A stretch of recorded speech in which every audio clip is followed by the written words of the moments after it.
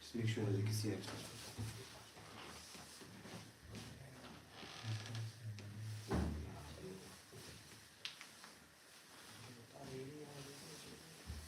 You can start.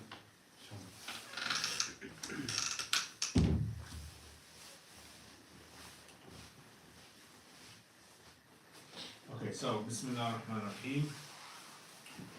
Okay, so fasting, inshallah, today we are going to be covering this topic. And as you guys know, every single year we as Muslims fast. But what I will be covering in today's topic, inshallah, are these discussions, inshallah. Right, so if you've got questions, you put your hands up, and inshallah I will try to answer your questions. Hopefully, the whole session should take about 1 hour, 15 minutes, depending on how many questions you guys have.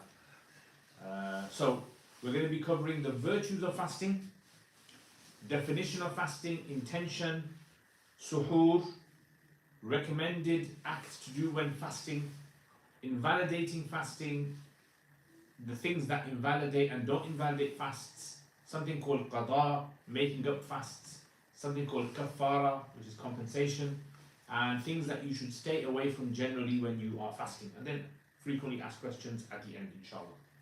So, first of all, in Sahih al-Bukhari, there's a long hadith where the Prophet ﷺ, he tells us about the virtues of a fasting person. Now, as we all know, when we fast, what happens is food does not go into your body. And when food does not go into your body, what tends to happen is that your body is like a car. So imagine, for example, I was coming on the motorway. I imagine I only had put in enough petrol to get to Dundee from Birmingham. Yeah? And as I'm getting close to the end, almost getting into the limits, the boundaries of Dundee, I'm thinking to myself, will I have enough petrol? Shall I slow down? You become more conscious of your car. You become more aware of your car. Right? You start driving carefully. You don't want to put the AC on. You don't want to do this because you don't want the petrol. This is exactly what happens when we become more conscious and aware of our own temperaments and body. If you become more conscious of your eyes, like if you have an eye operation and your doctor tells you you're not allowed to look at light that's intense. You're not allowed to look at things in the daytime. You're not allowed to. You spend your whole week or 2 or 3 weeks just carefully filtering out all those things that are going to harm your eye. And the same thing happens with your tongue. If you go to the doctor and let's say, for example, you have some sort of an illness in your tongue and the doctor says you can't eat this food. And then you try your best throughout the whole week or month not to eat those foods. So this is one of the, we call wisdoms of fasting. Fasting itself does not do anything for you unless you take the benefit from the fast. So fasting is not like a diet. Many people, they say, oh yeah, don't worry, Ramadan's coming up. You know what, I'll lose the belly when Ramadan comes, or I'll do this. Which is fine, but that's not the purpose of your fast. The purpose of your fast is to gain a better understanding of your connection with Allah. That's the most important thing. And in the Quran we have a term for this. Anyone know what this term is? The connection you have with Allah. Taqwa. And taqwa, do you know what taqwa actually means? Have you ever heard or read it? Be mindful of the Allah. Close. See, Arabic words, the interesting thing about Arabic words is, Arabic words, they can usually be boiled down to a concept that's found in the society. Yeah, like for example, the word salat, you know what that means? Salat means supplication in Arabic, dua. You have to call out. And you know what zakat means? It means purification. right? So it's like every word in Arabic can be boiled down to a very easy, commonly used words in your society. So the word taqwa actually means shield. And the reason it's shield is because you are shielding yourself from all those things that are going to bring harm to yourself, whether it's in this dunya harm or in the akhirah harm. So in this long hadith, the Prophet ﷺ says there are two pleasures for the fasting person. One of them is at the time when they break their fast. So imagine, for example, I've been fasting for 14 hours in the day, and I see this water, and I think to myself, oh, how nice that water is. How many times have I drank water in the entire year, and I've never thought to myself, how amazing is this water before I drank it? But when I look at this water, I'm thinking to myself, this is so, I can't wait to taste this water. And it's just a simple thing. And the second is, the Prophet ﷺ said, is when the person meets Allah. So on the day of Qiyamah, when the person meets Allah, because of all the fast that they did in the dunya, because of all the abstaining from displeasure of Allah in the dunya, Allah is going to be so happy to meet Allah. He'll say, I can't wait. Just like, sometimes when you've, like we used to say, clock the exam. I don't know what you guys say. You used to say now. Yeah, we used to say, clock the exam. I clocked the exam I did. Yeah. So I killed the exam. What do you guys say? What do you guys smash the exam nowadays? Yeah, I smashed the exam. So you've done well in the exam, and the teacher's going to call your name out as top 3. This is how it's going to be on the day of Qiyamah. So you've got all of these fasts and prayers and Hajj and Umrah and Zakat and taking care of your parents, all of this. And Ya Allah, wait till Allah tells everyone what I've done. That's how happy the person is going to be. Yeah? Okay. Now, what is the definition of fasting? So we have to understand the definition, because for a lot of people, what tends to happen is Shawwali Allah Dehlawi, he says, the reason why people do not believe in Allah is 3 reasons. There's 3 things that stop a person from believing in Allah, or at least having a correct connection with Allah. Number 1, he says the first thing is he calls it 3 veils. The veil of nature. The veil of nature is basically what we share with animals. So what do we and animals do the same? So we sleep. So too much sleep is something that can slowly wear away your connection with Allah. Because you stop praying Fajr, you stop getting up for Tahajjud, you stop doing all these things that you're supposed to do. Eating, animals eat, we eat. If you don't take care of your diet, you will simply be like another animal out there. And then your focus, some people's focus is just on, I want to find that really good steak place in Dundee. Does Dundee have a steak place? A brisket steak? You don't have one of those? Okay. Might not come next time. So some people are like this. Their whole mission, have you seen these kind of these Instagram influencers who are just after food? You look at all their reel and all you'll see is they're just after food. The guy wants this food, he goes to this city to eat this food and takes a picture of it. They're thinking, imagine my great-great-granddad was to see this guy and think, look at this guy, check this guy out. This guy's whole, his whole life is his stomach. So this is the first thing he says. This is the veil of your nature. So it's important as Muslims to understand that when Allah gives us these rulings, when Allah tells you can't eat pig, or you can't eat an animal that's not been slaughtered, or you can't eat this, it's because there is a benefit in there in allowing your connection with Allah to stay clear and strong. Number 2, he says it's the veil of community. The veil of the community is the community's culture, pressure, the way you're brought up in a community can be so effective that it actually blocks your connection with Allah. Because you think your community is the best. Right? There's some people out there who, they don't accept Islam. Why? Maybe because they think to themselves, well, my dad doesn't accept Islam, my granddad doesn't accept Islam. If I accept Islam, I have to stop going to the pub. If I accept Islam, I can't go to the club on Friday nights, Saturday nights. If I accept Islam, so the community pressure, everything that's in the community is causing a veil. And for many Muslims as well, it's like this. We're brought up into Islam. We don't know why we fast, but it's just something that we were doing. It kind of feels good because all families eating together, family wakes up in the morning together, there's a routine, right? But that isn't really the purpose of fasting. And then the third one he says is the veil of misunderstanding the message of God.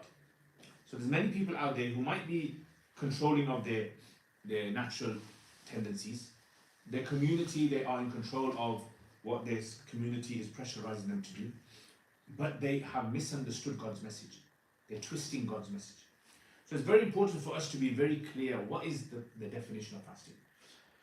So what is the definition of fasting? Abstaining from food, drink and intercourse from before Fajr till Maghrib intentionally. Okay, so these are the elements. So there's three things that you stay away from.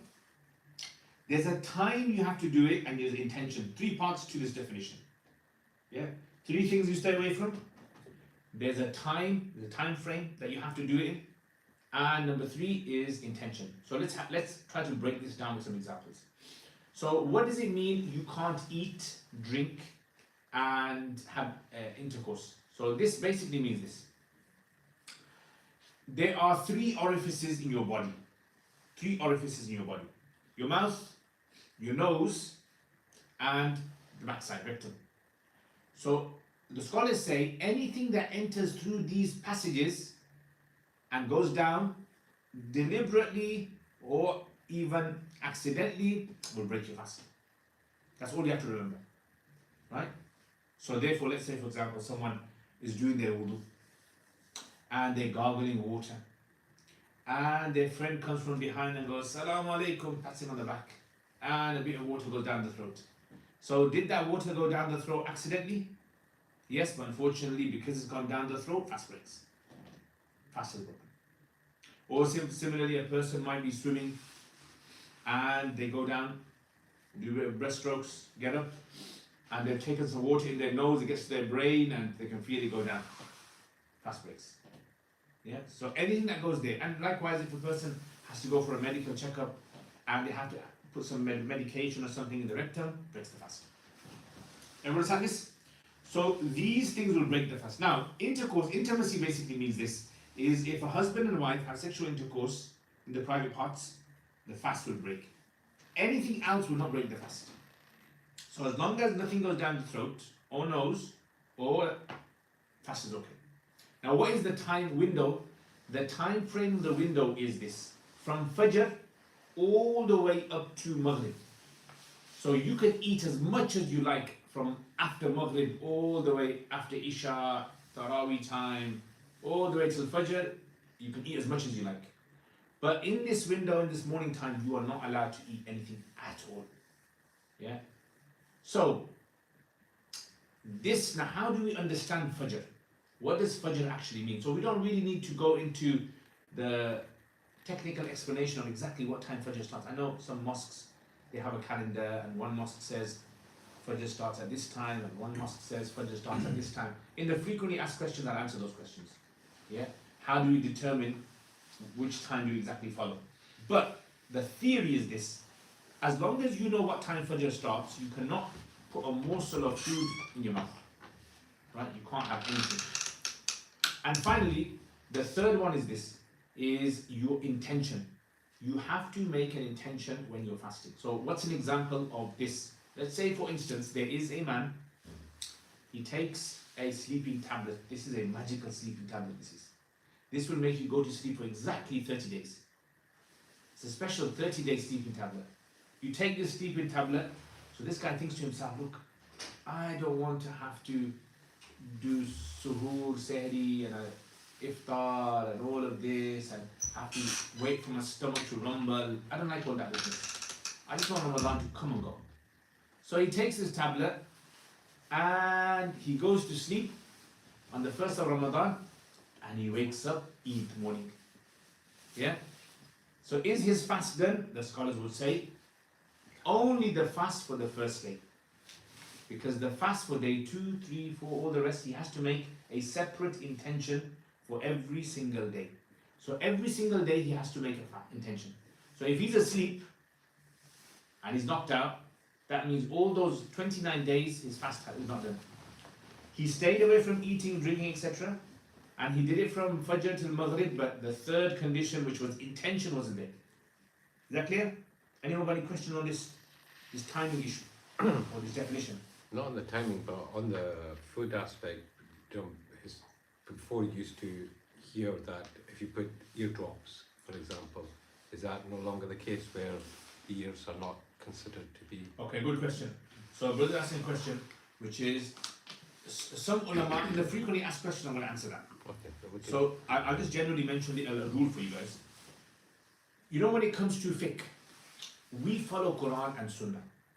Every Muslim is obliged to follow Allah because the Quran is Allah's words and the Sunnah is Rasul Sallallahu Alaihi Wasallam's explanation. Every Muslim is obliged. That's why our kalima is La ilaha illallah Muhammadur Rasulullah. However, the rulings that have been given to us, they require some element of research. Like for example, if someone comes to you and says to you, am I allowed to pray Salah on the space station? Can I pray Salah on the space station? You say, how do you pray there? Apparently there's no gravity there. And over there you can't face the Qibla because the earth's spinning. So you said, Allahu Akbar, there's Qiblas there all of a sudden, and now it's going to disappear, and now you're moving as well. So these questions are not explicitly mentioned in Quran and Sunnah. So what they require is human beings who are educated in Islam, which we call mujtahids, jurists. They have to now try and figure out an answer. It's like nowadays, expert physicists or expert biologists or expert scholars, they mention their understanding. So in the past, there were some things that they mentioned in the past, which are in the books, but that wasn't from Allah or Rasul Sallallahu Alaihi Wasallam. These were later understood research. And then once they found out that research was not accurate, then the other scholars that came after them would then adjust that. So this question, inshallah, I'm going to answer this question. Okay, so again, anyone who has a question, all you have to do is put your hand up, inshallah, and I'll try to answer. Okay, next. So what do we do when we fast? So number one, plan to fast in your mind. That's all intention is. Someone said, brother, do I have to read a dua? Once I remember this guy called me at Seri time, Sur time, brother, what's the dua for? What's the dua for fasting tomorrow? And I'm like half awake and half asleep, just got up, and I don't even know what's happening. So I said to him, you don't have to make any dua. This is the dua, but you don't have to make any duas. Intention is in your head. Why is intention important in Islam? You don't know. Why is intention important? We always say actions are by intentions. Why is intention so important in Islam? But why is that for? It makes you mindful. Mindfulness, exactly. We are not meant to worship Allah unless we mindfully know what we're doing. Yeah? It's like, you know when you're driving down the road and it says, don't drink whilst you drive. I think I saw one of them say like, I don't know, what did it say? I think it said something like, get your eyes tested. Make sure you get your eyes tested. As in they want you to be mindful of driving the car. Because if you're not mindful of driving on the motorway, you can easily have an accident. You're playing with your phone, you're trying to fix the AC, trying to do this. If you're not mindful in Islam of why you're fasting, you can end up doing all the acts. And you could be like the guy who's crashing his car into everything. Your whole religion is just habits, rituals you have no understanding of. So this is why all you have to do when you're fasting is this. Like if I say to you, brother, what are you going to do tomorrow? You go, I'm fasting tomorrow.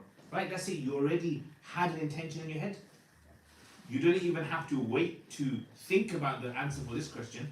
I just said, what are you doing tomorrow? And you said, I'm fasting. Okay, so now when we say, look, this issue with regards to, we say, up to what time can we make an intention? What's the cutoff point, right? So there's two positions amongst the scholars in regards to what time is the cutoff point for your intention. One group of scholars say the cutoff time is Fajr. So as long as you made your intention before Fajr, I'll give you an example. Your friend phones you, let's say Fajr is at, what time did I say here? 4 a.m. Yeah? So let's say Fajr is at 4 a.m. Your friend phones you at 3:55. Oh, brother, do you know tomorrow's the first Rosa? First Ramadan tomorrow. And you say, yeah. So all of a sudden, you had time to make intention. But now, scenario number 2, brother, and now it's 4:05, 4:05. You know, it's Rosa today, the first fast today. And you say, I didn't know that. So according to this position, this opinion, you're not allowed to consider that day a fast. That day will not be considered a fast for you. You will have to make that fast up later in the year. Why? Because you missed that window opportunity. The second opinion, this is the Hanafi school opinion. The Hanafi school opinion is this. You're allowed to make intention all the way up to half day. Half day. So what does it mean by half day?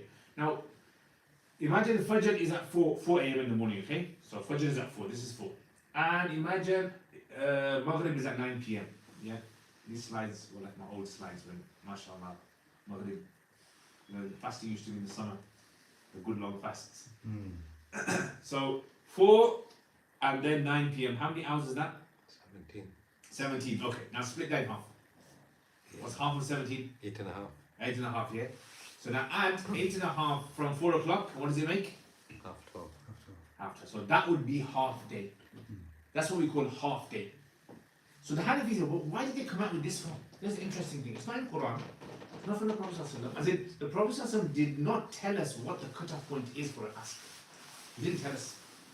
So the Hanafis say, well, look, in Ramadan, what's the chance of a person going to sleep at night and waking up late in the morning? Is it going to be common for the Muslims? Or is it going to be very, very rare? It's going to be common, isn't it? How many times does it happen where you missed suhoor, sehri? Yeah, it's going to be a common thing. So they say life would become very difficult for Muslims if everyone had to wake up before Fajr. Yeah, Allah does not burden a soul more than it can bear.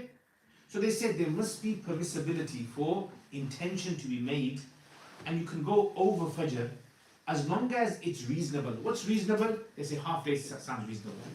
No one should be getting up after half day. Yeah? So you can make an intention all the way up to there. I'll give you an example. Let me give you an example. Let's say, for instance, now later on we're going to mention the times you don't have to fast. So when a person does not have to fast, okay? So let's say, for example, you're thinking to yourself, you know what? Tomorrow I am going to be going abroad on a business trip. I'm not sure, am I going to fast tomorrow or not? Because in the Quran Allah says that if you're ill or if you're on a journey, then you can make those fasts up another day. You don't have to fast. So let's say, for instance, you're thinking, you're in two minds, shall I fast? Shall I not fast? Shall I fast? Shall I not fast? Does that make sense? So in this situation, you've got until half day to decide. Shall I fast for this? Shall I not fast for this? Does that make sense? So this is why this would make sense then. But once you make an intention of fast, that's it. It becomes, that day fast becomes binding on you. You can't switch it the other way around. Everyone understand this? Any questions on the intention? No? Okay. Now the pre-dawn snack.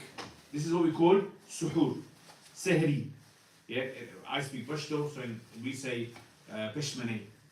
Yeah, and maybe some other brothers, futubala, or some other names people have. Whatever the name is, the Arabic word for it is suhoor. Sehri, suhoor is the same thing, which basically means pre-dawn. So dawn is fajr. So just before dawn, this is known as the pre-dawn snack. Now this pre-dawn snack is not considered to be obligatory. Doesn't matter how much your mom used to tell you that you have to get up for sehri, and if you don't, your fasting not done. Right? Unfortunately, that mom's fiqh was not the fiqh that we're following today. So it's good to get up for pre-dawn meal because the Prophet ﷺ used to get up and he encouraged people to get up, and he said, there is barakah in the suhoor. There is barakah. What's the barakah?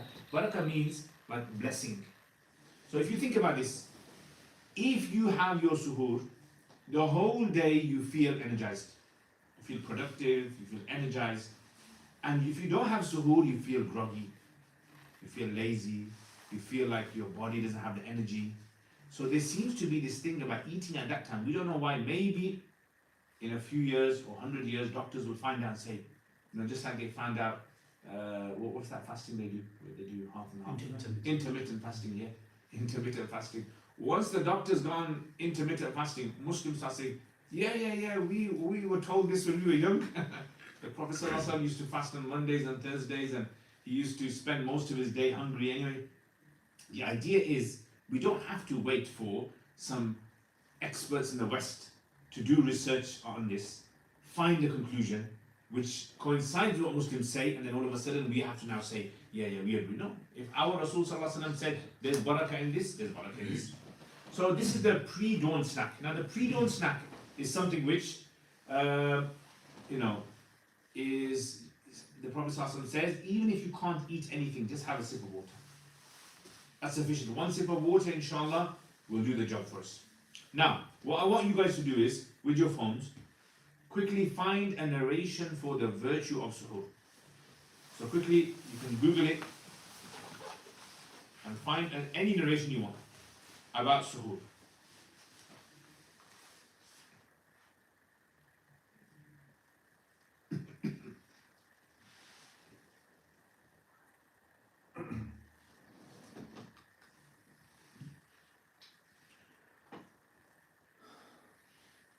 Once you've done it, put your hand up. About suhoor, okay, specifically about sahri, suhoor, pre-dawn meal. One person found it?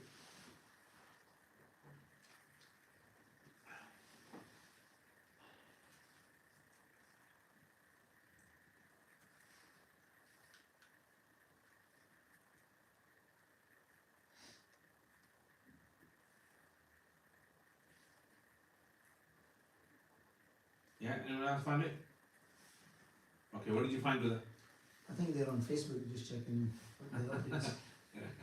Is it like football? Didn't he playing today or something? Bukhari and Muslim is nation, eat sahur, for in sahur there is blessing. Excellent, brother. That's a narration. Indeed, Allah and His angels send salah upon those who have suhoor. Subhanallah, look at that. Yeah, so these narrations are meant to motivate us. Yeah, because incentives is how we work. If incentives did not motivate us to do things, then Allah would not have filled the Quran with the virtues of Jannah, the virtues of attaining Jannah, the virtues of attaining reward, the virtues. So all of these things are things that we're meant to. What I would suggest is this, before Ramadan comes, try to get yourself a book to do with virtues of Ramadan. Any book related to virtues of Ramadan, and read it with your family. You'll see naturally, you will see your family increase in their focus in Ramadan. They'll be more focused in why they want to fast. And this can be done throughout the year for anything, but at the moment, because we're close to Ramadan, it's a very, very good opportunity to get your family, all your family focused on why you're fasting. Okay, now, so the next thing is question. I've got a question for you guys, yeah? So you guys can do it in twos, or you can do it on your own. Once you worked out the answer, don't shout out the answer, just put your hand up, say you got it. Yeah? Okay. Ready? Got it? Got it? Are you here for the midday one? Yeah. Yeah, okay. Brother, what's the answer? Well, as long as she made intention the day before, and she should be able to fast. Okay, but it doesn't, so she woke up at 9 a.m. in the morning, missing suhoor. Yeah. So you're saying she had to have made an intention, and yeah? Okay. What's your name, brother? Adam. Adam. So Adam is saying this. Anybody else? She could still fast, provided, don't depend which country she's in, but provided it's not half of the day between Fajr, the beginning of Fajr and Okay. What's your name, brother? Riyaz. Ilyas. Riyaz. Riyaz. But that's only if she's Hanafi. Ah, that's nice. Very good. Anybody else? Yeah? You're either going to agree with him, or you're going to agree with Adam, or you're going to agree with Riyaz. Yeah? Everyone understand this? So, remember I told you there's two camps of scholars on this. Two groups of scholars. One group of scholars is the Adam's scholars, yeah? That you have to make it before Fajr. And the second group is Riyad's scholars, who say you can make it all the way up to half day. Make sense? So this is what fiqh is about. Fiqh is about trying to understand the concept, and in the real world, trying to see how that would apply in different scenarios. Now the interesting thing I don't understand is, how does the guy in the space station fast? Because he has 16 sunrises in 24 hours and 16 sunsets. How does that work? I don't know. I was watching this documentary and the astronaut was saying, we see the sunrise 16 times in one day. And we see it set 16 times in one day. So this is a thing for the scholars to think about how, and then now there's Muslim astronauts, and they might be there in Ramadan. How would they fast? Is it like 16? You done 16 in one day, do 14 the next day? Yeah, khalas. Take leave during fast. You done your Ramadan? Take leave during fast. That's a good one. Yeah. But if they're there, they can't take leave, they have to wait for the next shuttle to come to take them down. We see, this is how we have to understand the religion. What Allah and His Rasul tell us, this is the religion. But in between what Allah and His Rasul tell us, there are elements to understanding the deen that require experts' input, their conclusion and research. Okay, let's move on to the next one then. So the answer, we're on the mazhab of Riyas. So, Hanafis, yes. According to Hanafis, it'll be allowed. Okay. Now, when it comes to fasting, there are certain things that are considered to be recommended when you fast. Right? So elements of fasting that are recommended to do, there's elements of fasting that are necessary to do, elements of fasting that are considered to be sinful to do. Right? So we'll have a look at some of these things. So first of all, what are some of the recommended acts to do in Ramadan? So we'll look at three things. Number one, to make intention at night. It's recommended that you should make intention at night. Even though you're allowed to make it all the way until half day, it's recommended to make intention at night. Right? Remember, intention is not like you have to read a whole passage. No. All you have to do in your mind is, you know, tomorrow I will be fasting. Khalas. Number two is to do suhoor is recommended. I know some people, they say, you know what, I'm just going to eat before I go to sleep because I've got work in the morning. And that's understandable. For some people it's difficult. I mean, nowadays it's going to be very easy, inshallah, because most people wake up for Fajr around about 6:30, 7 o'clock anyway.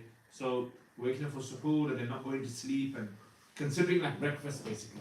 So it's going to be a bit of an early breakfast. And then when you come back home, fast is going to break around about 6ish. But to do suhoor is considered to be recommended as well. And one of the benefits of getting up for suhoor, which I find really beneficial, is number one is you're not going to miss your fajr. And number two is you're going to most likely get a chance to read a bit of Quran and might do some tahajjud. Qiyamul Layl. This is a good thing. Right? How often in the year do you get the chance to get up for tahajjud? It's difficult. It's not an easy thing. It's like, you got to put your alarm on, there's no one else in the family wakes up, you're alone. If you've ever been to, has anyone ever been for Umrah, Makkah, Medina? Yeah? In Makkah, Medina, nearly everyone prays tahajjud. Yeah? Even the guys who don't pray 5 times a day, but they feel like praying tahajjud because Fajr is very early, and then by the time you get to the mosque, you're going to be there before Fajr by 10, 15, half an hour. And then you get the chance to pray 2 rakats, 4 rakats. It's a really nice atmosphere. And this is a time where the hadith mentions Allah subhanahu wa ta'ala, He comes down to the sky. Yeah, the sky, He comes down to the sky and He asks people, is there anyone that has a problem that needs resolving? Is there anyone that has done sins that need their sins forgiven? Is there anyone that needs to ask from me? Every single night Allah subhanahu wa ta'ala. This is the benefit of suhoor. One, and let me give you a last benefit of getting up for this time. Getting up for this time, Allah subhanahu wa ta'ala in the Quran says, He says, إِنَّ نَاشِئَةَ اللَّيْلِ هِيَ أَشَدُّ وَطْعًا وَأَقْوَمُ قِيلًا. Two benefits of getting up for suhoor. أَشَدُّ وَطْعًا وَأَقْوَمُ قِيلًا. أَشَدُّ وَطْعًا means getting up for night prayer will actually give you firmness in your life. It'll make you more firm in life about what you have to do. This is very interesting because have you ever heard of the 4 a.m. club? Or the 5 a.m. club? This is like a concept that these entrepreneurs and CEOs, they get up early in the morning, they find focus in that time. They do whatever they want to do, but this is the focus time. Everyone for some reason has this time as a focus time. And it gives you purpose in your day. This is the first benefit. وَأَقْوَمُ قِيلًا means it will make your wording more accurate. So Rasul ﷺ was told to get up at tahajjud because it would help his da'wah. So when he's given da'wah, it would make him strong, firm in his da'wah, confident in what he was going to say, and whatever words he was going to say were going to penetrate their hearts. So this is why it's important for us as Muslims to keep these things in mind. Anyway, number 3, break fast immediately as Maghrib starts. Now, you can, of course, delay your breaking of fast, but it's recommended to break it ASAP. As soon as the time hits or the adhan is given, you break your fast. I remember in Palestine, when I first went there about 10 years ago, there was they have a tradition there which is the cannonball, right? You know, in Pakistan and maybe India, Bangladesh, maybe they have in the masjids they put the sirens on. Yeah, so I remember in Pakistan when I used to study in Pakistan, and I was there in Ramadan. It's like when you hear that the enemy is about to bomb your city, yeah, and they got these sirens on. And I'm thinking, oh, we're gonna break our fast. The enemy's already. And in Palestine, they used to have a cannonball. So they fire a dead cannonball, and boom, the whole area knows it's time to break your fast. So everyone breaks their fast, and then a few minutes later, azan is given. Yeah, so these are different traditions people have, but the thing is, try to break your fast ASAP, right, as early as possible. The Prophet ﷺ said, my ummah will remain firm on the fitrah as long as they break their fast as soon as possible. One of the reasons for this is because when you follow Allah's laws, the more precise you are in following His laws, the more precise you're going to be in obeying Allah. That's how it works. Okay, next, are you ready? This is another one now for you guys to Google.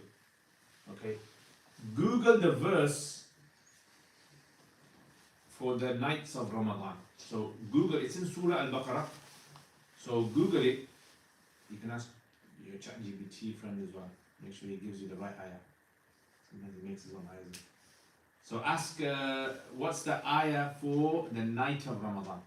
The night of Ramadan. Yeah? And I want you to read the translation of that.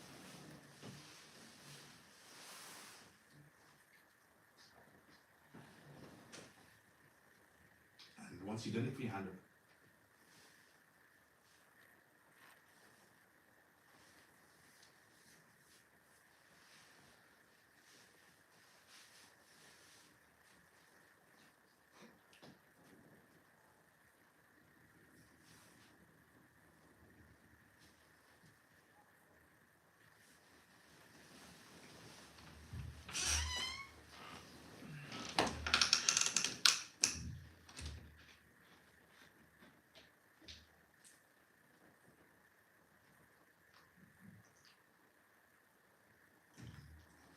Find it, put your hand up.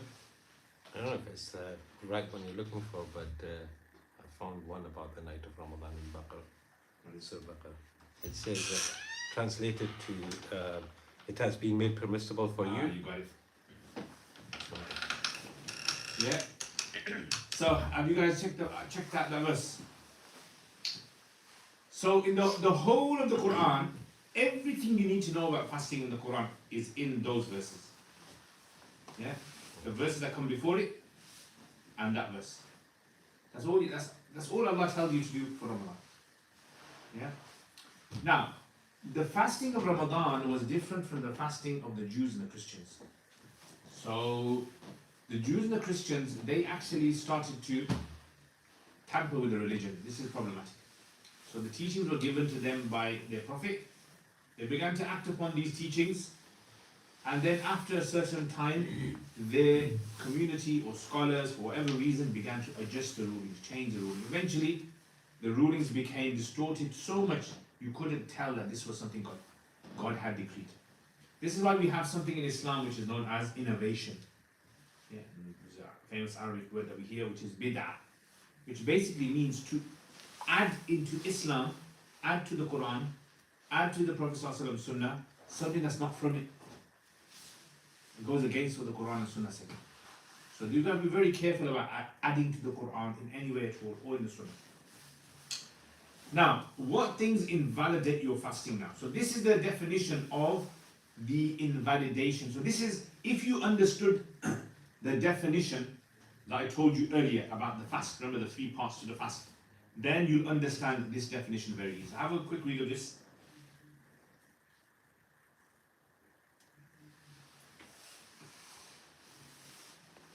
Now, what does this mean? What this means is anything with perceptible body. Now, perceptible body, like if I drink this water is what we call perceptible, meaning it has touch to it, feeling to it, it has body to it, it has body. Whereas air, for example, is non-perceptible. So we breathe in air, it's non-perceptible.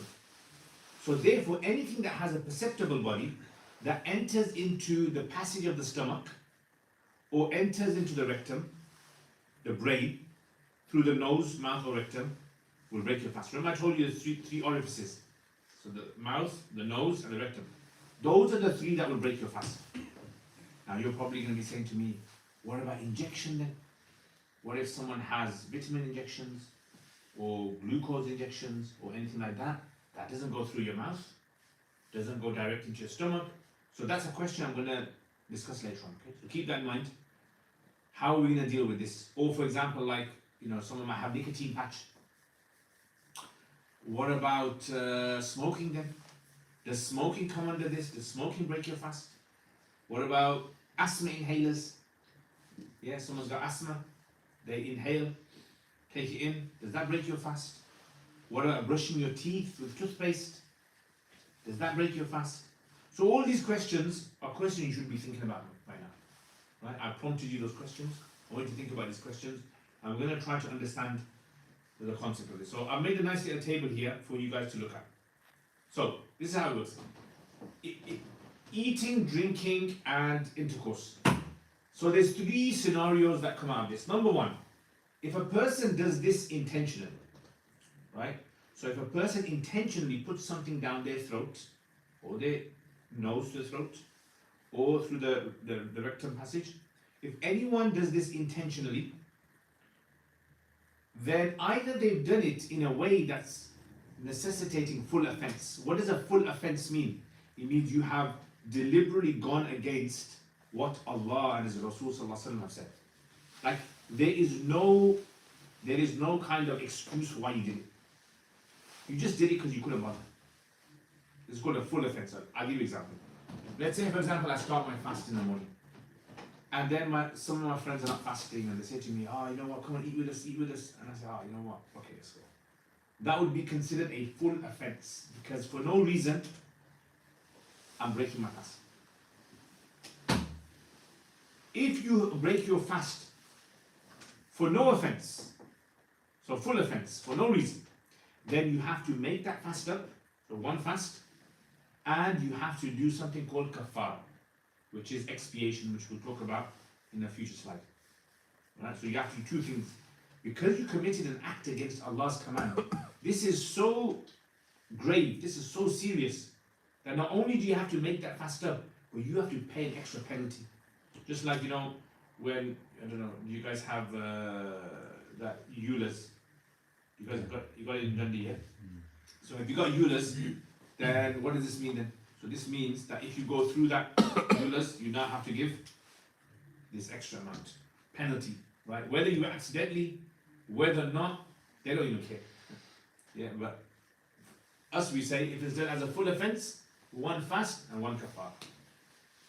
Now, if it's not a full offense, if you did it but you had a reason why you did it, a valid reason, you call this a partial offense because it's an offense in the sense that you actually did it, but you have a reason. Like I think there's like an exemption for people who are blue badge holders, right? Or people who have some sort of special permission from the council. They can enter into those areas, ULIS areas. Yeah. So if a person has a special, reason, then all they have to do is make up 1 fast. I'll give you an example. Let's say someone's fasting in the day, and they get a really bad migraine, and it's really hard for them to concentrate in the day, and they have to break their fast, and they take a paracetamol. Has that paracetamol, is it perceptible? Yeah. Has it gone down into the stomach? Right, so fast is broken, we know that. So they have to make up 1 fast. But there wasn't a full offense, so they don't have to give the kafara, the penalty. Do you understand this? So that's the concept you need to understand. Now, if I ask you a question, if I say to you, for example, like, let's say there was a person, and this person was, someone took a gun out and said, break your fast, quickly, eat this, otherwise I'm gonna shoot you. And what's he gonna do? So he breaks his fast. So has he broken his fast with a full offense? No, it's not a full offense. It's a partial offense. Yeah, because he didn't want to break his fast, he was forced to, otherwise his life was at threat. So if a person breaks their fast for this reason, right, then they don't have to do kafara. Now, second type of issue is what we call accidental. Accidentally, something went down your throat, right? So what's an example of this? Like I told you, let's say, for example, you were brushing your teeth, and you're brushing your teeth, and all of a sudden you accidentally swallowed some of the toothpaste, and it went down into your stomach. So according to, there's two groups of scholars here. One group of scholars says anything accidental, this is forgiven. Another group of scholars says, no, yes, it's forgiven by Allah, but the consequences still carry on. Example they give is like Adam alayhi salam, who we all go back to. He ate from the tree. Allah forgave him, but he still had to live on earth. He had to face the consequences of his actions. So this group of scholars, this is the Hanafi group of scholars, they say that if you swallow something accidentally, your fast breaks. But because it wasn't an offense, it was done accidentally, it wasn't done deliberately, then in that case you're forgiven. But you still have to make that one fast up. That one fast still has to be made up. So this accidental can be in those situations, like for example, you're brushing your teeth, accidentally something goes down your throat, or for example, like accidental could be, I don't know, you're at home or something, and someone says to you, oh, it's Maghrib time, and you go, okay, you start eating, and then you realize they read the wrong date, the calendar date. So now you broke your fast, but clearly your breaking wasn't done deliberately to go against Allah. This was accidental. So you have to make up one fast. Yeah. I've seen a video where the person falls and the water falls in his mouth. Is that accident? If that happens, it's accidental. Like, see if you're drinking, for instance, you're waiting for azan, and the mobile someone rings and there's an azan with the ringtone, and they Yeah, it happens. ate that. Accident. So one fast is still the One fast. One fast is still. Okay. Third, forgetful. Now, if someone forgets and they don't realize, because normally we go into autopilot in the daytime. Whenever you go to the kitchen, what do? Put yourself some water, open the fridge, get something out. You automatically do these things. You can't help it. So let's say, for example, I opened the fridge, I put myself some milk, and I drank some milk, and then I sat down and I realized, oh, I'm fasting. Yeah? Has my fast broken? Technically, according to the definition that we said, should my fast break? Yeah. Okay. Should it necessitate kafara? No, because it wasn't a full offense. I didn't do it deliberately, thinking that I'm going against Allah's laws. Okay. Now, Rasul Sallallahu Alaihi Wasallam, there was a man who came to him and said, Rasulullah, I accidentally ate in Ramadan. Prophet Sallallahu Alaihi Wasallam says, he goes, fine, carry on, your fast is fine, because Allah fed you. As in, forgetfulness is treated totally differently. So now, because Rasul Sallallahu Alaihi Wasallam has said this hadith, we have to follow what he said. So now we have to break our rule and we say, okay, if someone accidentally, or if not accidentally, forgetfully breaks their fast, there's nothing on them. Yeah, that's why Rasul Sallallahu Alaihi Wasallam said, إِنَّمَا أَطْعَمَكَ اللَّهُ وَسَقَاكَ. Allah fed you. Chill out, bro. This is Allah's gift. Yeah. So sometimes you wish, Ya Allah, I wish I get fed by Allah as well in Ramadan. Does everyone understand all of this? Okay. So this is summarize what we said. So if a person was to, technically according to the theory, was to swallow anything, their fast should break. Whether it's deliberate, accidental, etc. However, if it's done with a deliberately with no excuse at all, one fast has to be made up and kafara. If they do it deliberately, but there is a reason why they did it, then we say only one fast has to be made up. And if they did it accidentally, only one fast has to be made up. What about forgetful? We said if it's done forgetfully, then the fast is fine. No need to make up anything. You understand? Who determines the reason? I'm just saying, because I could say I've got a headache and, Yeah, So- so it's between you and Allah, isn't it? so is there, Anything between you and Allah. is there no guidance or anything? So like, are you saying what's the limit of headache?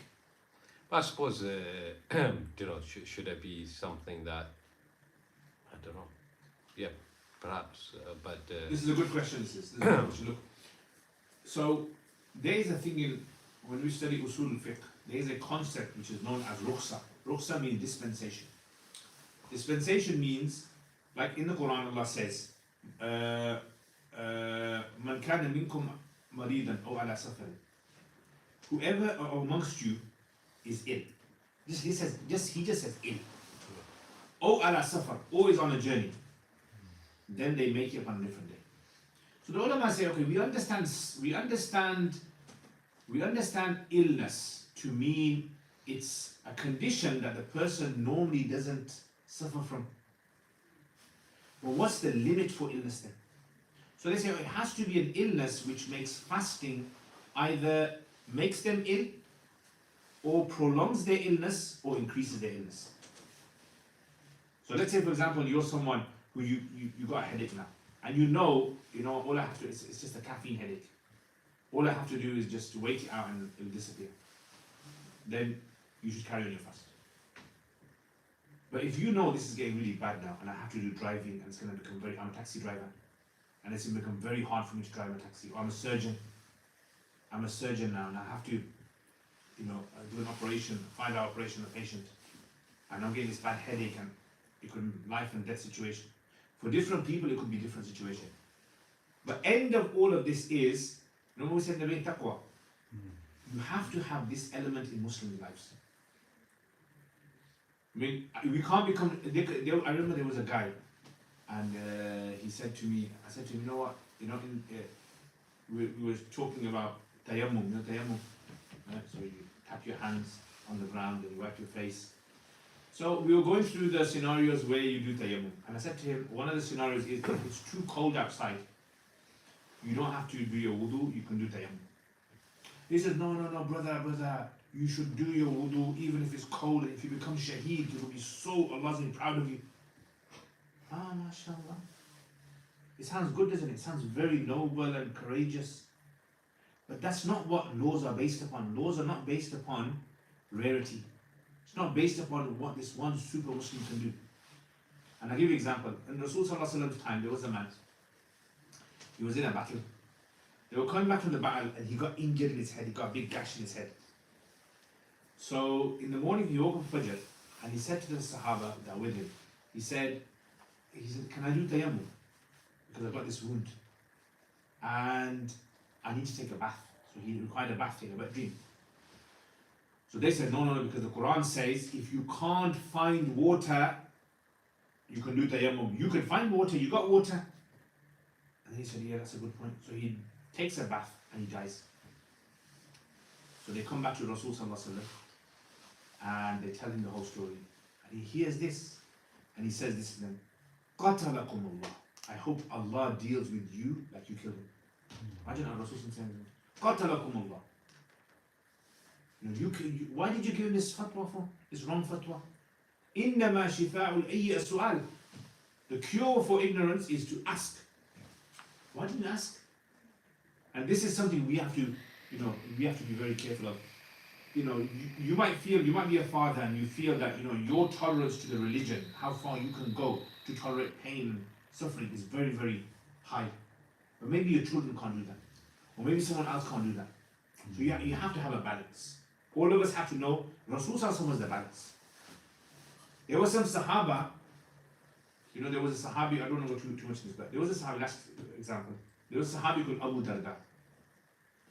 So, Abu Dhar. Yeah? So the Rasul Sallallahu said to him, Ya Abu Dhar, O Abu Dhar, He says, you are going to die alone. And you're going to die away from the people.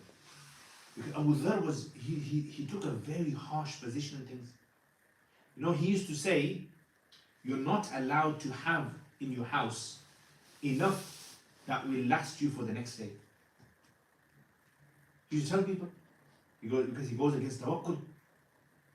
So Uthman radiallahu anhu comes to him and says to him, look, if you're not allowed to have enough, if you're only allowed to have that much that suffices your day, and anything beyond that is against tawakkul, it's like me having £1,000 in my bank account, and you're saying to me, oh brother, you're not having trust in Allah.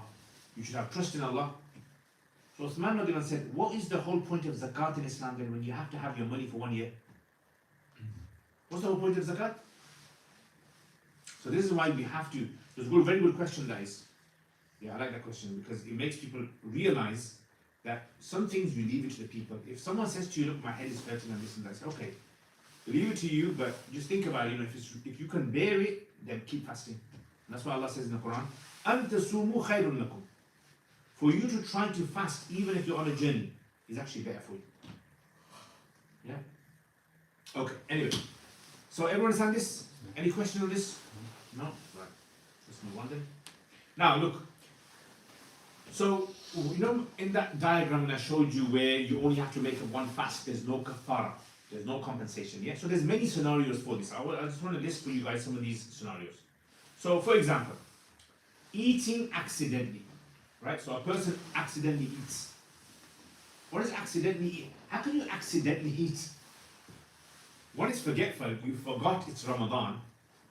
One is accidentally eating. Accidentally eating is like, let's say for example, you know, Maghrib, you think it's Maghrib time and you accidentally ate. Meaning, what does accidentally mean here? It means you ate accidentally thinking the fast is over. Thinking Fajr hasn't started. So you ate, you went past 4 o'clock, it's 4:05, and you're eating and you don't realize fast has stopped. You accidentally thought it was, and thinking the fast broke due to forgetful eating. This is a good example. So let's say, for example, I went to the kitchen in the daytime. It's 1 o'clock in the afternoon. I've opened the fridge. I've taken out some juice. I put it in a cup. I've drank it. I totally forgot it's Ramadan. I totally forgot. Now I sit down. Oh, what have I done? My fast is broken now. I might as well just eat that biryani that's there from yesterday. So now after I forgot that I was fasting, I ate. I now followed it up with an accidental. So now, for this, remember, he didn't realize that forgetfulness does not break his fast. Yeah? He thought it breaks his fast.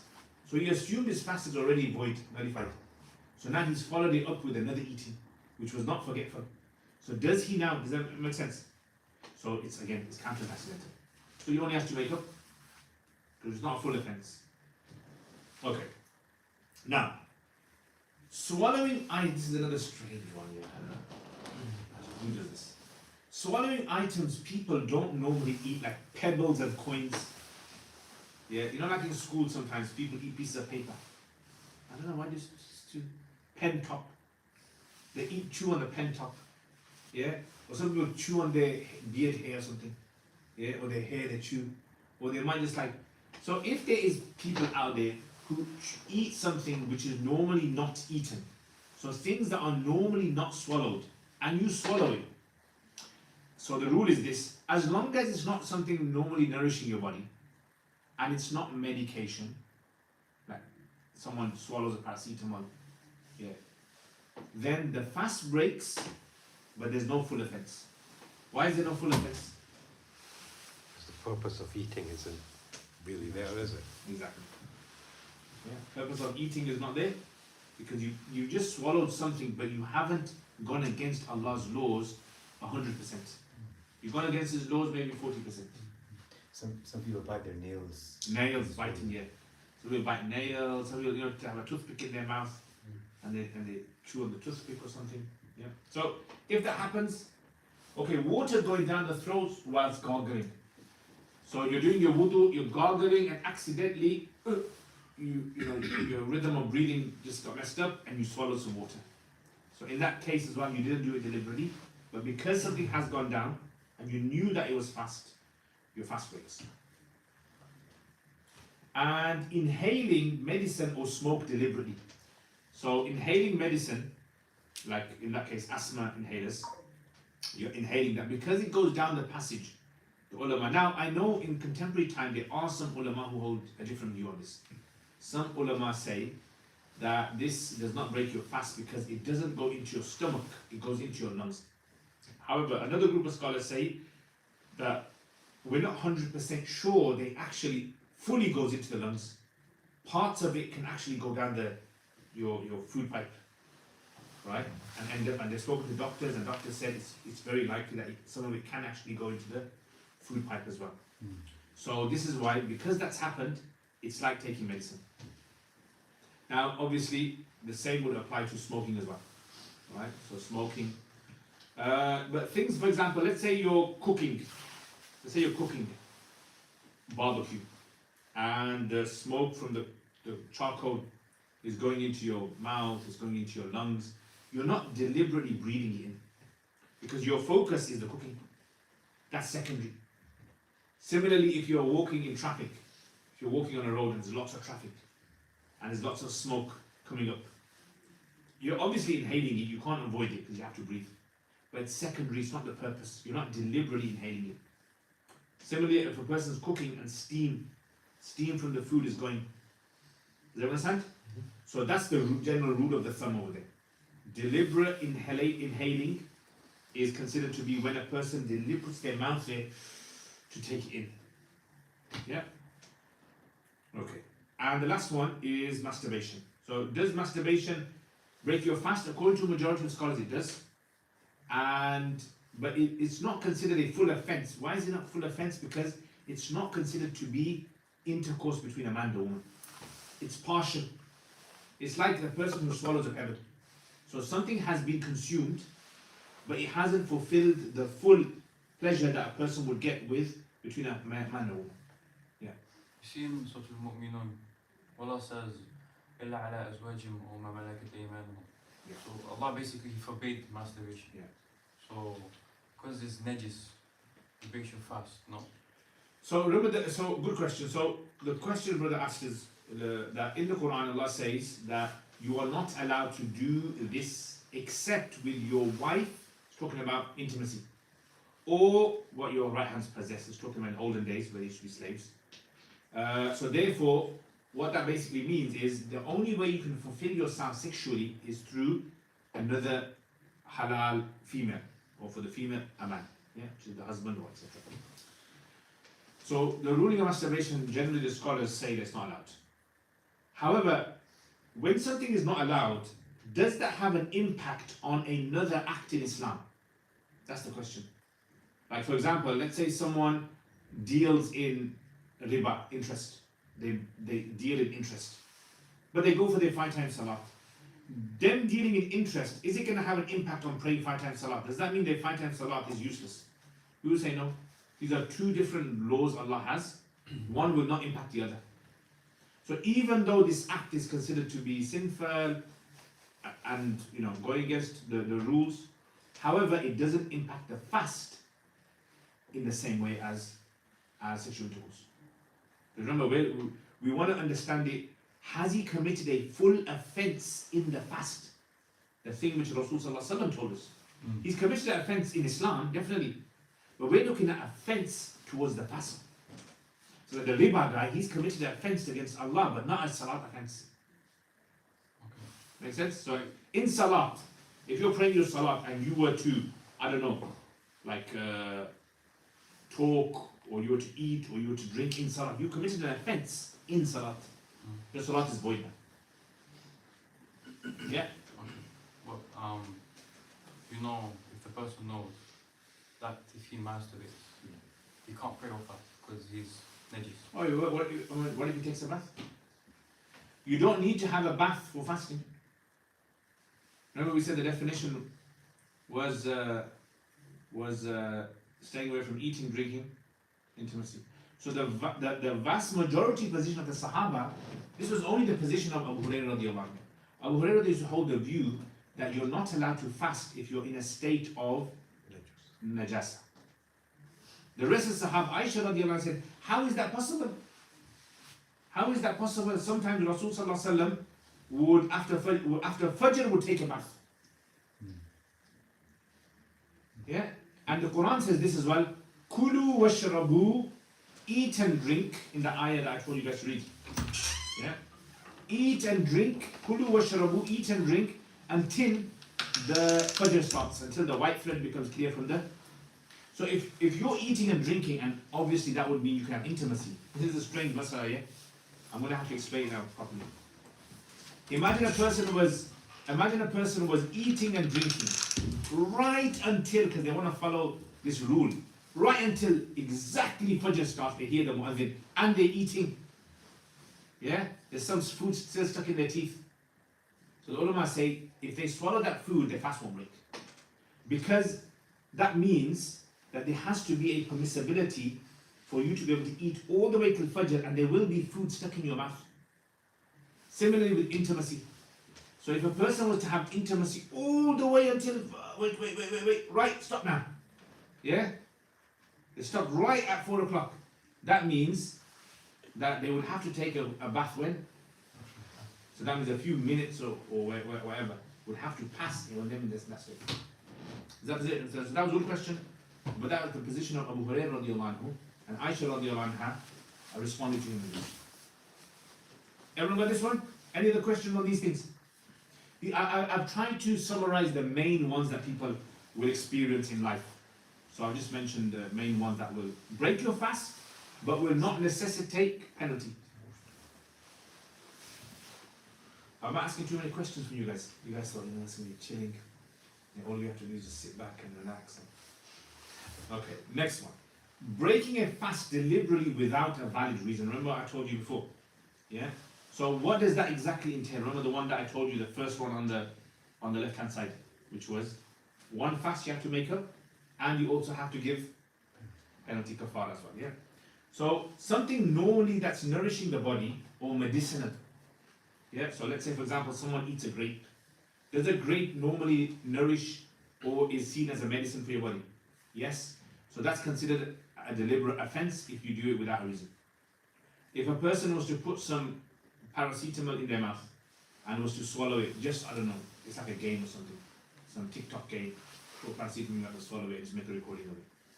Someone will come out with that, don't worry. So if someone does that, will their fast break? Yeah.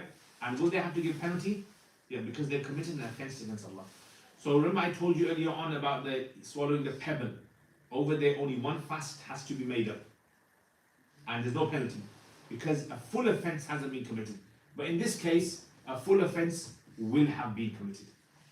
Yeah, a full offense. But if someone took the food because that person was like, I don't know, they have, what is it, low blood pressure or something, and they have to take some sugar, otherwise something will happen to them. Then, do they have to give penalty? No. Why? They've got valid excuse. Yeah, valid excuse. So it's not a full offense. Everyone understand?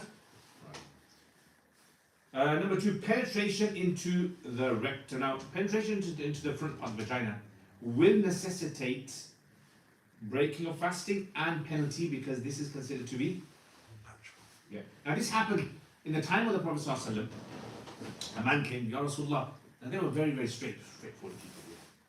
They were not like us, and they go around the bend and try. Once someone asked me a question, Sheikh, there's a guy and he's done this, and he's talking about himself. But he kind of makes it out as though it's a third person, and then you figure out it's him. Sahaba were very straightforward, especially the ones who were from the Bedouins. Ya Rasulullah, yesterday in the daytime, you know what, I saw my wife, I couldn't control myself, and I just had sexual intercourse with her. He smiled. He goes, fine, your fast broke. He said, what do I do? He says, you have to give the penalty. Yeah, the Prophet ﷺ told him what penalty to give, which I'm going to be talking about later on. Yeah? So, that was normal intimacy, intercourse. Now this is why, I want you guys to understand this thing, okay? Rectal intercourse is not allowed in Islam. But the ulama, the scholars will still discuss it, because if someone was to do this, and they were to go to a scholar to ask a question, the scholar has to have an answer. He can't just say to them, oh, this is disgusting. get lost. No, he has to have an answer. You have to have an answer for everything. The scholars used to have strange answers. So once a man came to a scholar and said, there's these mermaids in the sea, are we allowed to marry them? Now, who knows, are mermaids real things or not? I mean, we haven't discovered any mermaid bodies until now, yeah? But imagine there was a rumor going around and people thought 100% there's mermaids swimming in the sea. And then they wanted to ask the local scholar, if I do catch this mermaid, am I allowed to marry this mermaid? Does that make sense? Or like someone says, you know, if you have a unicorn, is it halal to slaughter a unicorn and make biryani from it? Now, whether a unicorn ever existed or not, doesn't really matter. The point is the scholars would have to have an answer to answer all these questions. So that's why you get all these strange things. So if a person, although penetration with the rectum is haram, not allowed, but if a person was did to this in Ramadan, what would be the consequence? We would say fast breaks, and because this act is an act which resembles the act of penetration into the front private parts, we would say it's treated the same way. Okay? Now, what is the penalty? So the penalty of this, Rasulullah, the man that came to him and said, oh, Ya Rasulullah, I had intimacy with my wife in Ramadan, what do I do? And Rasulullah said this to him. He said, fast 60 days. So first of all he said to him, do you have a slave? He goes, no. He goes, okay. The first rule is if you have a slave, you have to free a slave. Because Islam encourages people of freeing slaves. Yeah? Some of the Sahaba freed thousands of slaves in their life. Rasulullah himself freed so many. So the thing that we do now is fast for 60 consecutive days without a break. So what does this mean then? So what this means is that if we had to do this penalty, we would have to start fasting for 60 consecutive days without having a break in between. So imagine I fasted for 40 days and then I said, oh, I'm tired, man. You know what? Tomorrow I'll leave tomorrow out. Or if I got ill and I couldn't fast tomorrow, I would now have to restart those 60 days all over again. Yeah? So this is why we have to be very, very careful not to break our fast, because the penalty Allah has set is very, very serious. Now let's say we can't fast because we've got some medical condition. There's some people out there who have, diabetes, and they have to continuously eat in a day to keep their sugar levels at a certain rate. So for these people, they can't fast. So if they've ever broken their fasts, they have to do the next option, which is to feed 60 poor people. Now, how do you feed 60 poor people? There's two options, of feeding 60 poor people. So number one is you find 60 people and you give each one, here you go, one food parcel for you, one food parcel for you, one food. How much do you give to each one? So you give to each one the amount you would normally give in Sadaqat al-Fitr, Fitrana. So how much do you guys normally give in Fitrana? Is it £4? 5 pounds? 9 pounds. Ooh, it's gone up now. So yeah, £9 let's say. So for each person you would have to give that amount. So you can either give them the food or you can give them the amount, totally fine. Now there are some charity organizations, if you go on their website and you go to some of the features, they actually have a feature for this. All you have to do is give them the money and they, in some country, somewhere, will feed the poor on your behalf. The second option is the 2-meal option. What does the 2-meal option mean? So 2-meal option means that you have to feed 2 meals. 1 meal, like you invite 60 people, call 60 people to come, give them a meal, like sometimes you have a walima, right? You have a big food, whatever, buffet. Let them eat as much as they like. Even if they eat only one morsel and walk out, that's one person. And then you have to do a second meal, so 2 meals. Did everyone understand the 2 options? So one is you feed 60 poor people. You give them a food pack or you give them the amount that's worth and they go home. And the other option is you invite people for 2 meals. 1 meal for 60 people and then another meal for 60 people. And that's it. Do you understand this? It says there for 60 days.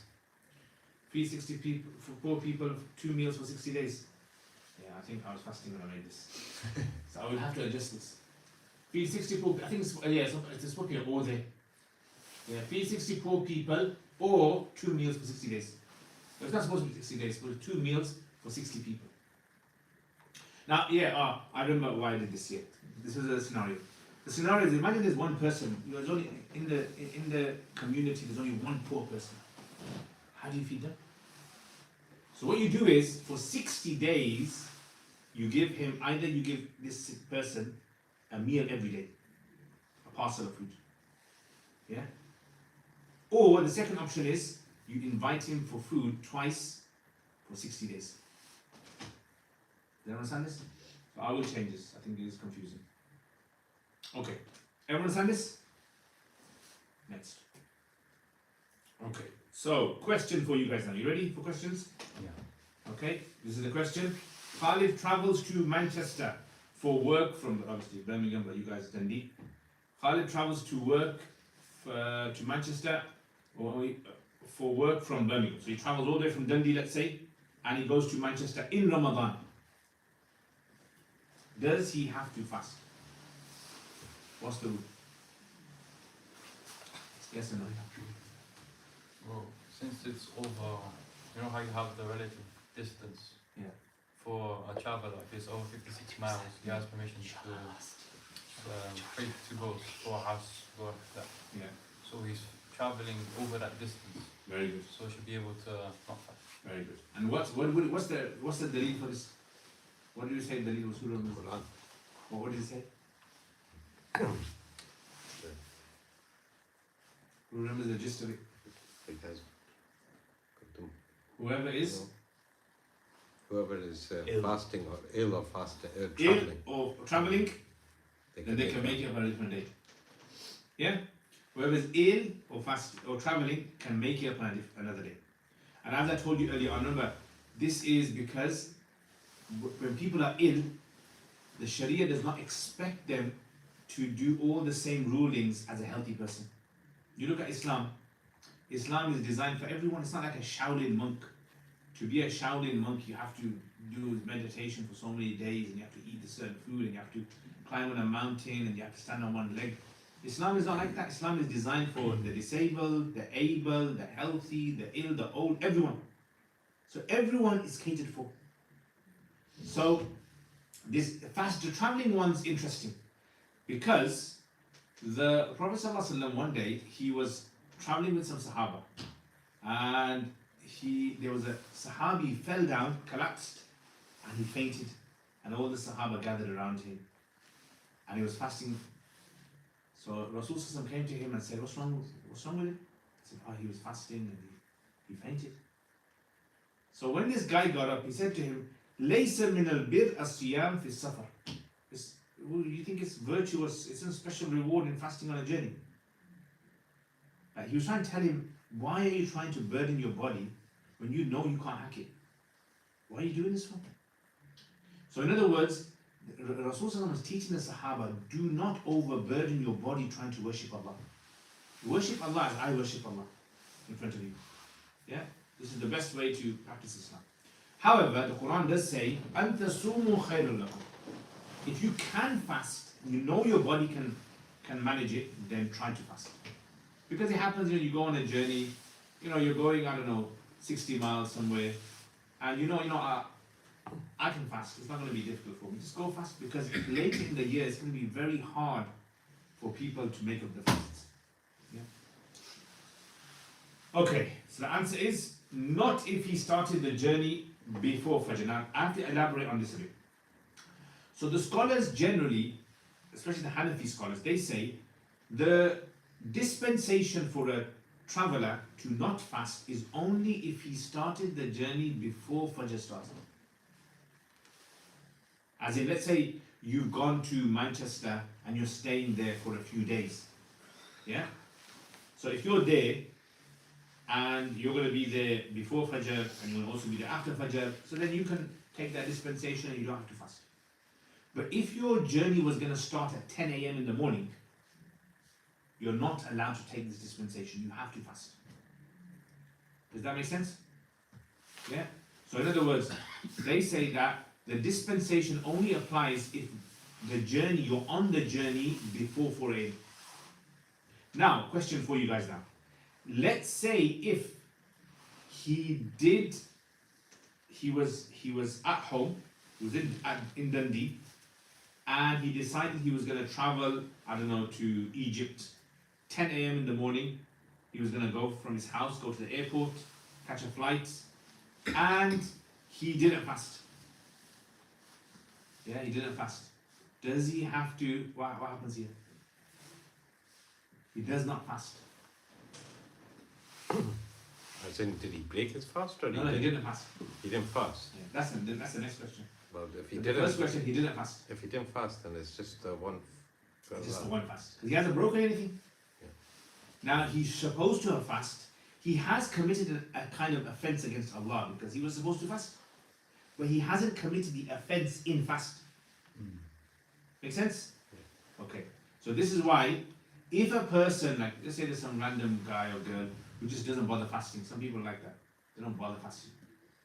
So because they don't bother fasting, have no intention of fasting, if they do eat in the daytime, they haven't broken anything because they didn't start it. Yeah? Second question now. He started his fast before Fajr.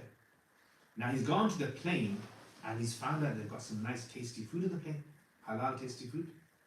So he decides to go and eat it. He breaks his fast on the plane. So what happens then? Has to make up. Alright, he's got to make up for it because something's gone down. Is there a penalty? No, why? It was under fasting, so it's relaxed in terms of. Okay, very good. There's no full offense. Now, why is there no full offense here? He clearly has broken his fast because this is an issue where there's a difference of opinion amongst the scholars on this particular issue. The scholars say a penalty will not be applied to him. Remember, the full offense has to be categorically full offense. Yeah? Any questions on that one? Just on that one, actually, because the intention is we've got until half day. So if a person, let's say, is traveling at 10 o'clock in the morning, Yeah. so he doesn't have to have intended to fast. And No, then, but if so, the question is.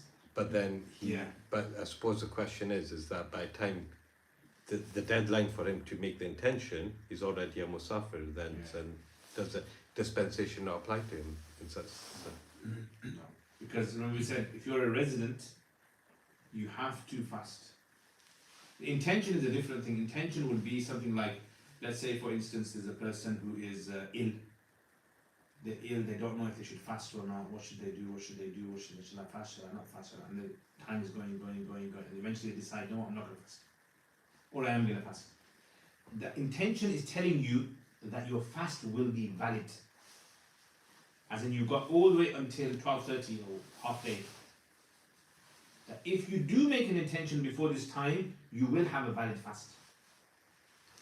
But it's not like this rule. This ruling of intention does not mean all Muslims, 1.8 billion Muslims in the world, can simply just wait until 12 and decide whether they want to fast or not. You all have to fast.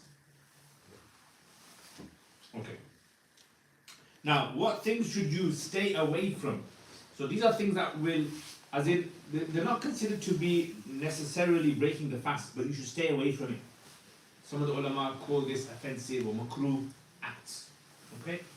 So chewing rubber and plastic, stay away from it. Don't just unnecessarily chew rubber. Why is that? Why should you not chew things in your mouth in the daytime of Ramadan? risk you'll swallow it. Yeah, because there's a very good chance that something might go down, right? And you want to be, you don't want to be heedless. Okay, next, gargling water. What about gargling water? Should you just randomly gargle water, even in your wudu? No. Even when you take a bath, don't gargle water. Just rinse your mouth out, because if you gargle water, there's a chance that it might go down. Okay, using vulgar words, so swearing and things. Swearing will not break your fast. Why is that? Because it goes against Because- the orifice. Yeah, because it's not a perceptible particle that goes down the throat or orifice. But vulgar words, Rasul Sallallahu Alaihi Wasallam mentioned that a person whilst they're fasting, sometimes can simply pass the whole day without eating or drinking, but hasn't gained the reward of fasting. Yeah. So what does that mean? That it means they do other things in their day that voids the reward. The fast is done, but they just lost all the reward of it. So backbiting and all these kind of things as well. Yeah, backbiting is another thing. That now this is interesting. Actually, comes in a hadith where Rasulullah mentioned that these people, these two ladies were backbiting, and he says to them, "Do your fasting, your fasting on them." So ulama say, then doesn't that break your fast? So what we say is this: we say because Rasulullah has clearly mentioned to us the limits of what a fast is, and in that backbiting is not counted as a breaker of the fast according to that definition. Yeah. We say this backbiting one has to be interpreted in a different way. I'll give you an example.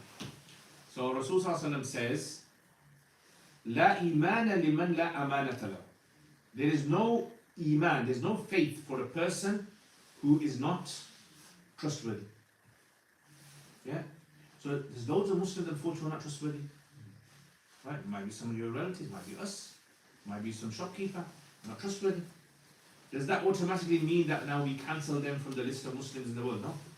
What Rasulullah is saying is it doesn't befit Iman to be untrustworthy. Similar over here. It's like those women who are backbiting. He says, what's the point of your fasting? What's the point of you fasting all day when you're going to spend it backbiting other people? Yeah. Okay. And complaining of hunger, we should never complain of hunger. I know it's kind of like habitual. You go to work and you say, "Oh, I'm so hungry. Oh, can't wait till it's fast." I mean, it's something natural, but we should try to show more sabr. This is a good thing as well. Rasulullah used to tie stones to his stomach and never would complain to people. So it's good to have that sort of like decorum as well, the way that you handle yourself. Okay, question for you guys. I broke my fast, so we're almost finished. I broke my fast deliberately last Ramadan 5 times. Oh, yeah. So last Ramadan, I broke my fast deliberately 5 times, 5 separate days. Yeah, day 1, day 2, day 3. Okay. Question is this: do I have to give 5 kafaras? Yeah. So the ulama say no, you don't. They say because kafaras is a very serious thing, and it's very hard to do 60, 60, 60, 60. So they say in one Ramadan, if you did multiple offenses of breaking your fast deliberately, then at the end of it, one of those 60 days will suffice for all of them. Yeah, because it's going to be very difficult for people to be able to. The whole point of this rule is not to spend the rest of your life simply making up fasts, kafaras. It's to show you how serious it is. No, only one kafara per Ramadan. So whatever you committed in one Ramadan, the penalty will be one penalty for the entire. Yeah. But if you do in 2 Ramadans or 3 Ramadans, then you're going to have to do 3 separate kafaras. Okay, now what are the things? Now, these are a list of things. I will quickly go through them because some of them we mentioned anyway. That do not break your fast. They don't break your fast at all. Forgetfully eating, drinking, or intercourse. Swallowing one's saliva and mucus. Some people got this habit where they swallow it all, yeah? Those nose ones, you know, they got their nose ones, swallow their nose ones, mucus. Does that break your fast? No, because whatever's inside your body naturally that comes out, that doesn't break your fast. Otherwise, life would be very difficult. Inhaling dust or smoke unintentionally, does that break your fast? No. Starting the fast in the state of major ritual impurity, we discussed this earlier. According to the majority of the Sahaba, doesn't break your fast. Injections, blood transfusion, and cupping. Now look, let me tell you about injections. So my teachers, they had different views on this, but the view that some of my teachers held, which is balanced, is this: any injections you take, because remember in the Sahaba's day, they didn't imagine that there would be something like injections. It's a very new concept. So any injection that goes through your muscle, then it doesn't break your fast because it hasn't gone directly to the stomach. But any injection that goes through your veins, intravenous, this is the one that should break your fast. Yeah, because that one, it it almost does the same purpose as something going down your throat. But the one that goes in the muscle, why do we say this does not break the fast? Because the scholars say the Sahaba used to use oil on their skin, and they used to use, different things in Ramadan in their hair, and that would be absorbed into the skin. So therefore, anything that goes absorbed into the skin, into the muscle, anything like that, we have example of days of Sahaba that it wouldn't break the fast. Okay. Cupping as well. Cupping does not break your fast. There is a hadith where the Prophet ﷺ, he said, "Aftar al-hajim wal-mahjum." The person doing, you know what cupping is? So it's basically like a cup. They get a cup, they put the cup onto your body, and it's not a cup, it's really a horn. And then from the other end, take out the air, and then you make little cuts, and then you put it back on, and then blood from the surface of the skin starts to come up. So Rasulullah saw two men doing this, and he said, "Aftar al-hajim wal-mahjum." So some ulama took the position that anyone who has hijama done, their fast breaks. But the majority said it doesn't break. But then how do we explain the hadith? We say what Rasulullah was saying was like the backbiting one. Like, look what you guys are doing. It's as though the fast is broken because the guy who is sucking could end up accidentally swallowing blood, and the guy who's getting it done might become weak because blood is being taken out of his body, and he could end up the whole day just feeling as though he's got no energy. Yeah, and we know from other hadith that Rasulullah did have cupping done in Ramadan, so we know cupping doesn't break your fast.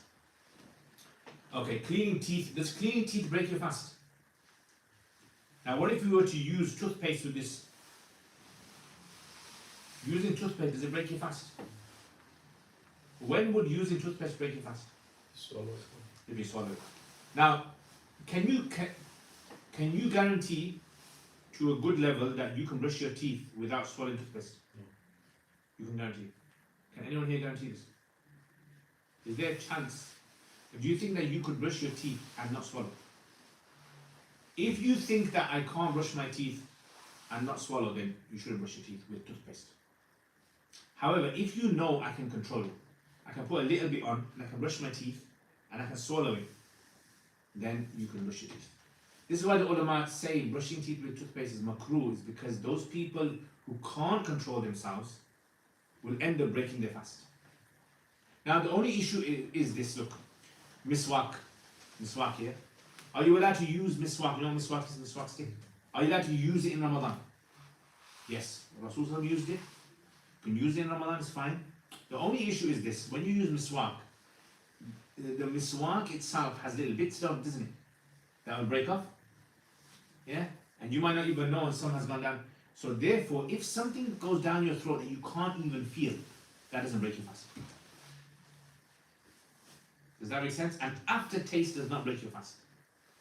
So if you use a miswak stick and you can still taste the taste of the wood in your mouth, that doesn't break your fast. Yeah?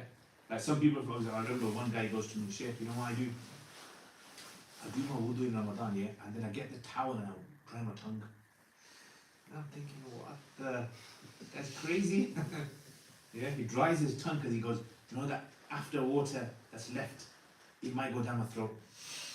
And then I said, that's going to be too hard. No Sahabi has ever dried his tongue, and life will become very difficult. So these kind of things Allah forgives.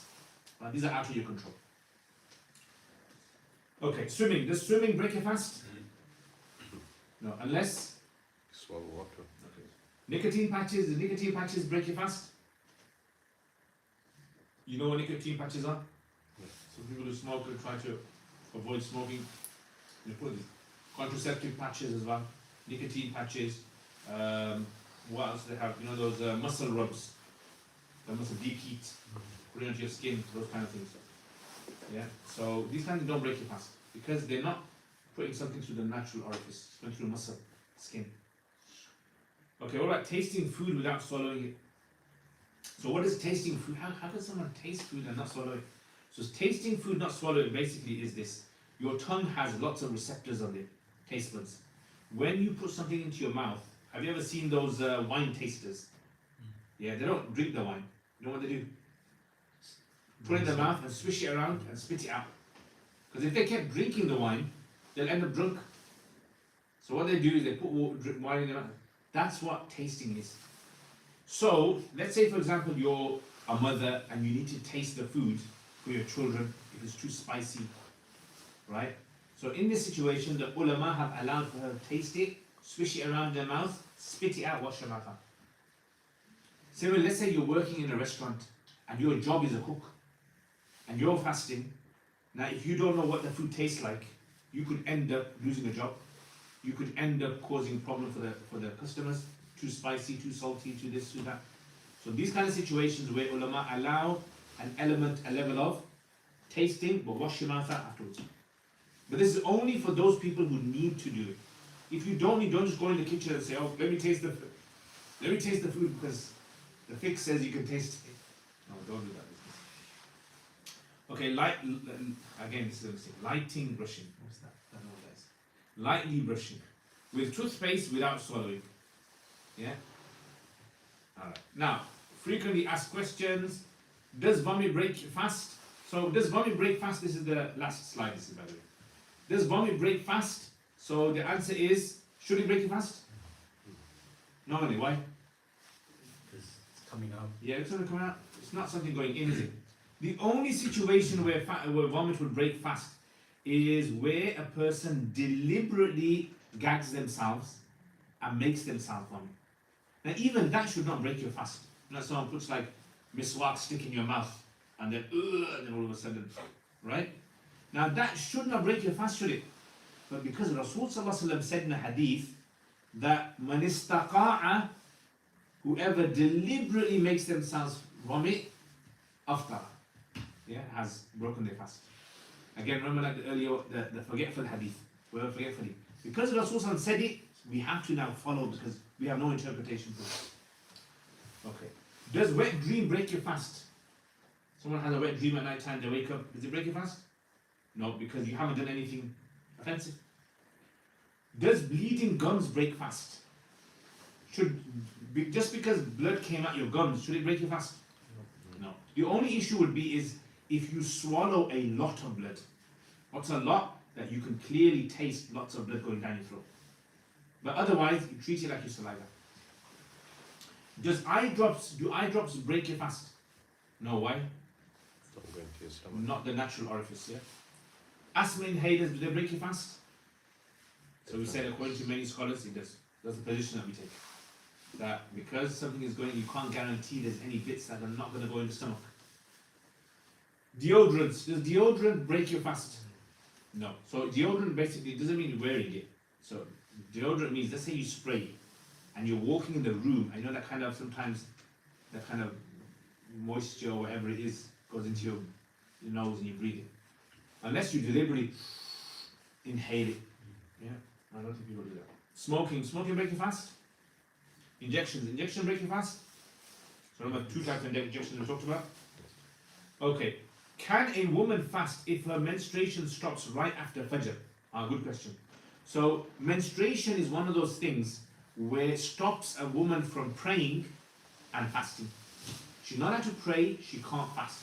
So a menstruating woman, let's say Fajr is at 4 o'clock, and she stops her menstruation at 4:05. Can she fast that day?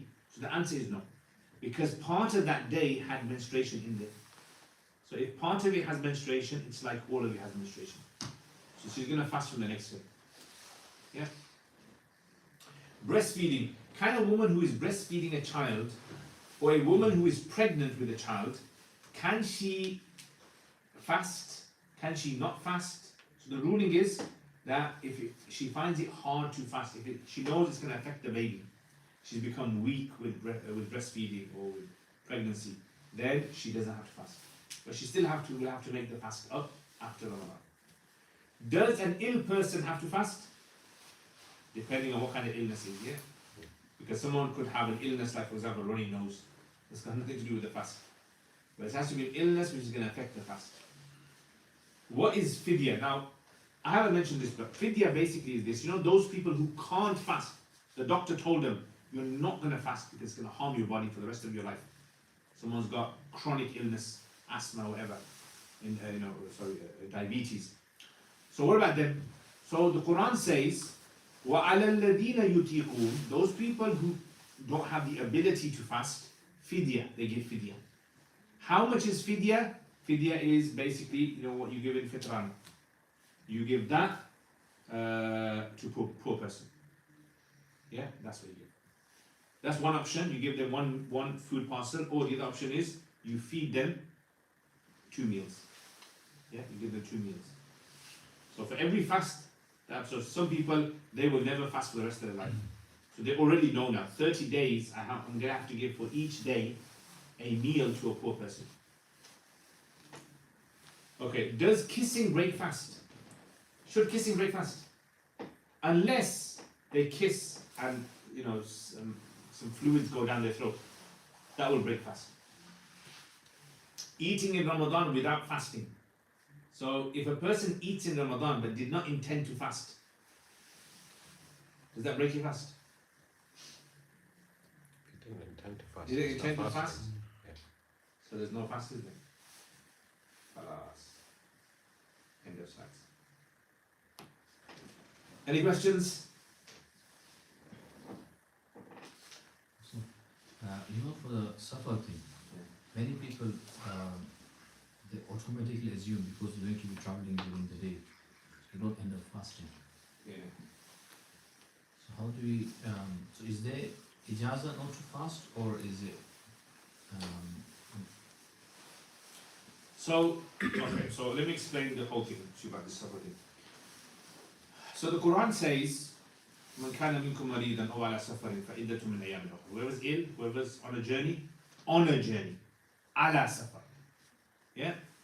That's why that one group of scholars, especially the Hanafis, they say, look, you have to be on a safar in order for you to take this dispensation. Yeah? The other group of scholars, the Hanbalis and others, they say no. That this is, on a safar could mean you are going to be on a safar.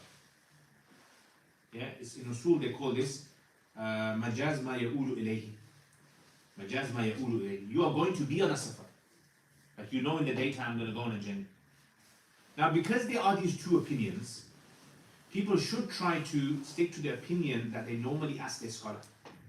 Whatever they normally ask their scholar, this is why I tell people. Follow the opinion normally ask your scholar. Yes, in a situation, this happened to me, I'll tell you what happened to me. So, I was studying in Pakistan. My flight, it was Ramadan time, my flight was at Fajr time. I got late doing Sehri. Yeah? And I should have not fasted. But I just thought, you know what? You know, antasumu khairun lakum. Fasting is good for you, so I just had to fast. I missed the flight. I got to the airport and the gates closed and I missed it. So this was like 4 o'clock time, yeah, around 4 o'clock. So now I've gone back now. So now I had to go back to in them days you couldn't book online. There wasn't an online system. This was like what, 20 years ago. So there was an online system. I had to go to the booking office and they opened at 10 or 11 in the morning. I had to quickly go there outside, book it, and the next flight was, I think it was about 2 or 3 hours later. So I quickly just said, book it for me. Got in taxi, got there, made it. The problem is when you're coming from this side of the earth and you're going west, the day gets longer. Have you ever noticed? Yeah. It's longer. So I'm on a flight and my flight is supposed to land. My flight is supposed to land at a certain time. I think it was going to be like, I can't remember exactly, maybe 6, 7 in the evening, 8 in the evening, something like that. And it's over 24 hours of fasting. Because it got so long, and Pakistan is 5 hours ahead. So it was 20, and I was like too hungry. No. And then on that journey, I just said, you know what, I'm going to break my fast, it's too much. Because on the ground, this is a strange thing, on the ground, you know, the airplane says, you know, the time on the ground is Maghrib. But I could see the sun. In the plane, I could see the sun. And I was thinking, for me, it's not Maghrib time yet. Because I can still see the sun. But on the ground, 30,000 feet on the ground, they're breaking their fast. So I just broke my fast. So I would say in this kind of situation, people should be educated, generally. Look, try to start your fast off. If you're at home, the general ruling of the Hanafis is that you start your fast And then I would say, if you find it very difficult on the journey, then break your fast. You make up one fast, and there's no major offense that's been committed because there's ikhtilaf in this masala. Same thing going to America, you're going back in time. Long is it?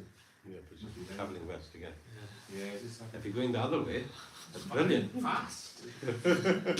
Apparently in the Burj Khalifa in Dubai, at the bottom when it's Maghrib time, in the top, right at the top, it's still Asr time. Awqaf have actually in Dubai and also in Abu Dhabi.